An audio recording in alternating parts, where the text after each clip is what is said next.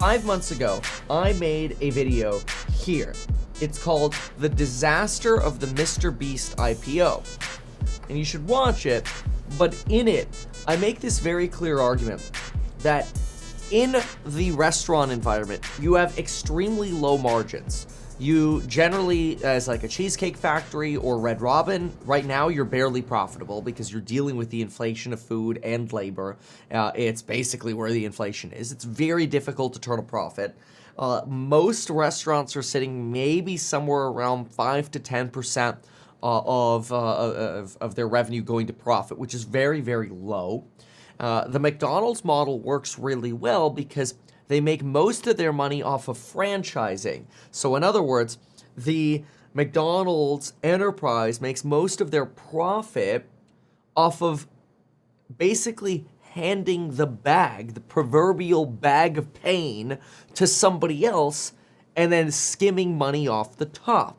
That's how you actually make money well in the restaurant industry, is you have a brand and then you have some other sucker run the restaurant because it's really expensive and low margin, and you take your fee without all of that headache. It's exactly why Costco does not actually care to make a profit off the food they sell you. They want you to pay for the membership because that's where they really make their money.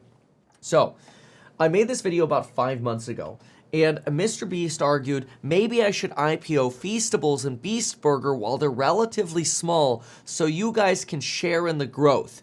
Feel pretty confident we can easily 100x the revenue we are doing.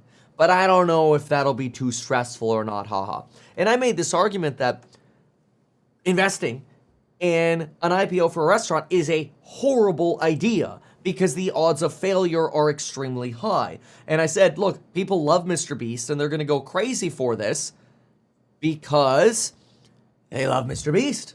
But from a business point of view, it's a horrible idea. Restaurants suck. It's a really low margin business. High labor turnover, constantly training people, and big, it's very difficult to control quality. It's difficult to control quality in a restaurant that you run unless you're there all the time. It's even more difficult to control quality if you're doing a ghost kitchen model.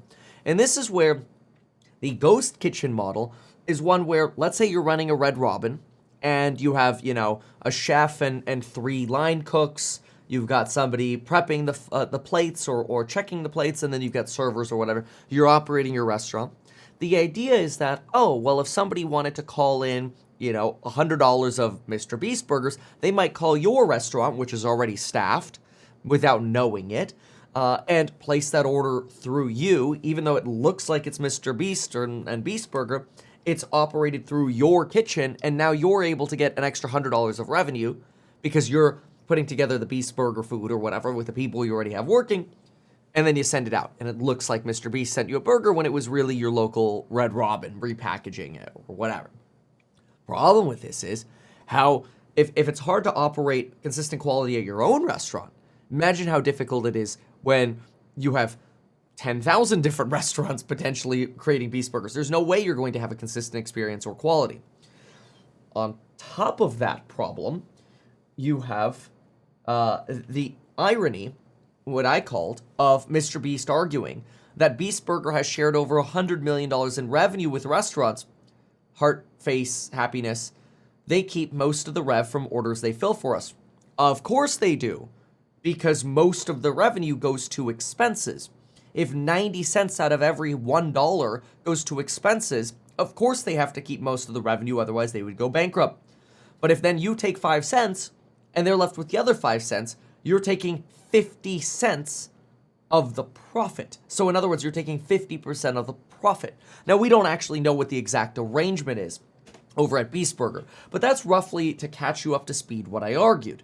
Now, a lot of people are like, but Kevin, ghost kitchens are good because they already have the staff there. No, that's not how the restaurant industry works. The restaurant industry doesn't put 10 cooks in a kitchen and hopes people show up at 3 o'clock on a Monday afternoon. They staff according to demand. So if more demand comes in, whether it's people sitting down in the restaurant or Beast Burger orders, they staff according to that. So of course you're going to have variable costs that shift. Yes, you already have the kitchen there. Yes, you already have the building and the rent that you pay. Understandable. But that doesn't necessarily make it a more profitable enterprise for the restaurants, because now they're operating this, and rather than selling a burger in restaurant, maybe they spend 30 cents on advertising and get some more in-store customers, and they're able to make an extra 20 cents. Or they do Beast Burger, and do they make an extra 10 cents instead, right? We could go through the argument on that a little bit more detail, but I don't think it matters. The argument is that when you're considering variable costs, you want to do what makes you the most profit. Problem with ghost kitchens, again, though, is the reputation.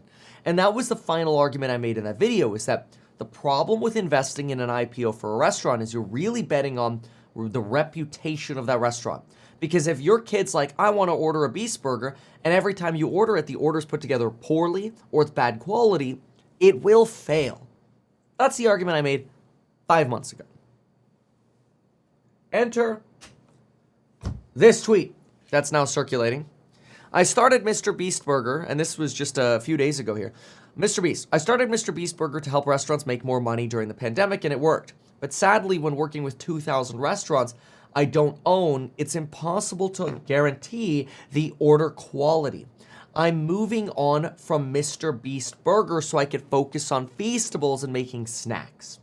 Now, what's fascinating here is Mr. Beast, in other tweets, has argued he's basically stuck in a contract with this company that is essentially licensing his brand to enable Beast Burger, and he can't walk away from that deal. So Beast Burger isn't going away, it's not shutting down, it'll still exist, but he'll stop pitching it perhaps, or do his minimum pitch, and is really distancing himself from the brand, and he argues that he made a bad deal.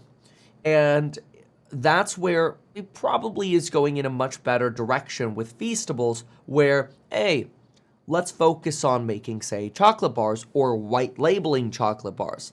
Now, this opens up the whole other can of worms of the food industry, which is also a gross reference to make when it comes to food, can of worms. But in the food industry, there's something known as private labeling or white labeling. Let's say I want to sell you coffee. I am not going to go get coffee beans in South America and figure out the best plants and the best way to grow that, coffee bean, and then figure out how to roast it in the optimal way, and then sell you that coffee. That's not going to happen. So Mr. Beast is not going to do that either with chocolate to find his cocoa beans. Instead, generally what you do is you do something known as private labeling.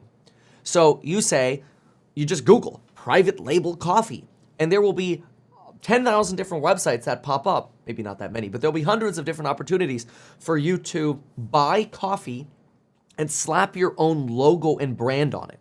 So when somebody says, hey, I run my own coffee business, what you should really ask is that just a private label? I mean, and does it matter that much? Well, to some extent it does, right? Because it could just be, in theory, rebranded Starbucks coffee. You could buy the same beans that they do, and it's just rebranded Starbucks coffee. And then you have to ask yourself, okay, well, if I'm just buying rebranded Starbucks coffee, would I rather buy the Starbucks coffee bag or your coffee bag? Well, then it comes down to the price, right? And then prices kind of come down. So really, generally what happens when you have private label food is the only difference is the marketing. It's like all the same crap. But the only difference is the marketing and the brand. And so this is where you have to ask yourself, is there going to be something specifically unique about the chocolate bars potentially that Mr. Beast is creating? And maybe he's found the best private label company. But then you also wonder, is that something you would invest in from an IPO point of view? Something where, wait, if it's not actually your chocolate, it's just a private label chocolate, why don't we invest in the company making the chocolate? Oh my gosh, watch it ends up being, the maker of Kit Kat. Or let's say the maker of Kit Kat is the supplier, which is Hershey, by the way. Let's say the Hershey company supplies Mr. Beast with the Feastables chocolate, then just invest in that company potentially, right? Because your margins in theory should be higher there. Of course, that's not necessarily going to be true in the event there was ever some sort of IPO around food, specifically because you'll have hype rather than fundamentals that'll initially, almost certainly, much like a meme coin in crypto, go into anything that Mr. Beast touches. And this is not a slight on Mr. Beast at all. It's just a way of arguing that we have to be careful with food-based IPOs or any kind of food-based investment, because it's very difficult to make a buck. And a lot of the way a buck is really made is just sort of rebranded marketing. And I think that's something to be aware of as an investor, especially since most restaurants end up failing. It's really a company that has done restaurants really well, I would argue, is Chipotle. Chipotle has figured out how to sell a very, very inexpensive food, rice and beans predominantly, for a lot of money. Now you get a burrito in California, it's like $17 once you add like a little bit of guacamole. It's like, a little dice of guacamole and some meat, especially if you get 2 meats. It's like, it is a full meal, but still, my gosh, for a burrito, $17, it's getting crazy out there. But they've done it well because they've figured out how to sell very low-cost food very expensively. So that's probably where I'd rather be, although I'd also rather just not be in the restaurant industry at all. Anyway, so that's a longer rant on what's going on here in the latest with Mr. Beast, but to some extent, I'm making this video to say, we called it.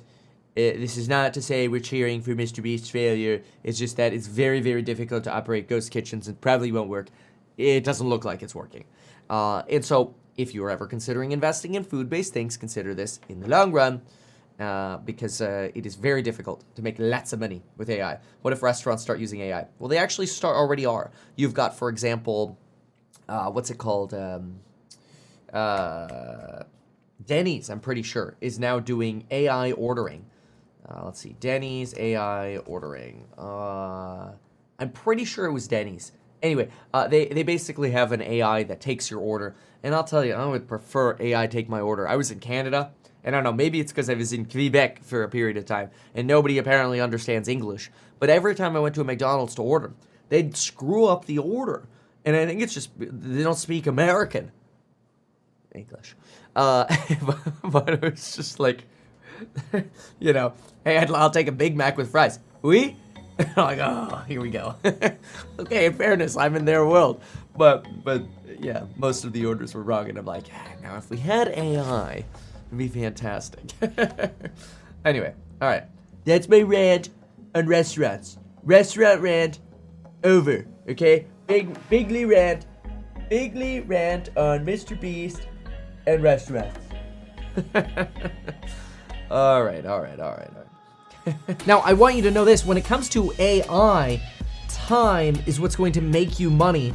And if you can prove that value to an employer, you'll always be able to be employed. So this is another way of making sure that you don't get replaced by